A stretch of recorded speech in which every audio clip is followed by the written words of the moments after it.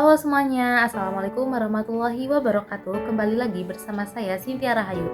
Pada kesempatan kali ini saya akan mereview bab 4 dari buku Filosofi Teras. Nah teman-teman, pada bab 4 ini dimana membahas tentang pentingnya kita dalam mengendalikan pikiran kita serta emosi kita. Lalu bagaimana sih cara mengatasi kekhawatiran yang seringkali tidak terbalaskan. Nah, dalam bab 4 ini terdapat beberapa poin penting. Yang pertama itu bagaimana sih cara mengendalikan pikiran dan emosi. Dalam bab ini Henry Manampiring menekankan bahwasannya banyak dari kesedihan dan kekhawatiran yang kita alami berasal dari pikiran kita sendiri.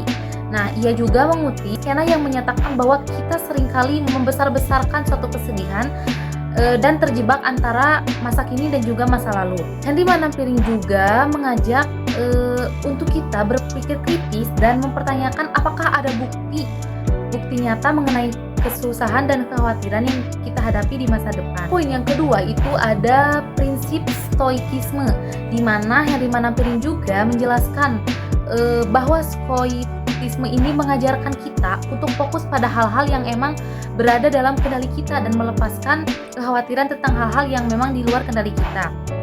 Nah, hal ini juga inti dari filosofi bahwasannya menyampaikan di mana kita diajak untuk lebih bijak dalam menghadapi tantangan hidup. Yang ketiga itu aplikasi dalam kehidupan sehari-hari. Nah, teman-teman, bahwasannya melalui bahasa yang sederhana dan jelas, Henry Manampiring ini kan gitu, teori-teori filsafat dahulu atau teori-teori filsafat kuno dengan realitas kehidupan modern, di mana ia juga memberikan contoh konkret atau contoh nyata tentang bagaimana sih prinsip-prinsip stoikisme ini dapat diterapkan dalam situasi sehari-hari.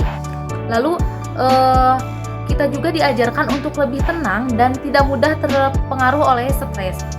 Nah, teman-teman, maka dari itu dalam bab ini itu menjelaskan bahwasannya kita itu harus lebih mementingkan hal yang memang dapat dikendalikan oleh diri kita dan melepaskan hal-hal yang memang tidak dikendalikan oleh kita.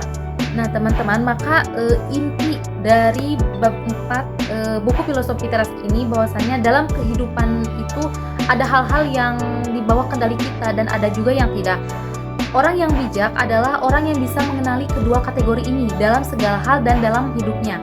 Lalu hal-hal yang tidak dibawa kendali itu di antaranya itu kekayaan, reputasi, kesehatan, dan juga opini orang lain. Dan hal-hal yang memang di bawah kendali kita yaitu pikiran kita, opini kita, persepsi kita, dan tindakan kita yang dilakukan dalam sehari-hari. Maka dari itu, keseluruhan dari bab 4 buku Filosofi Teras ini yaitu memberikan kita wawasan yang mendalam tentang bagaimana sih kita dapat mengelola pikiran dan emosi kita dengan lebih baik serta mengurangi kekhawatiran yang tidak perlu.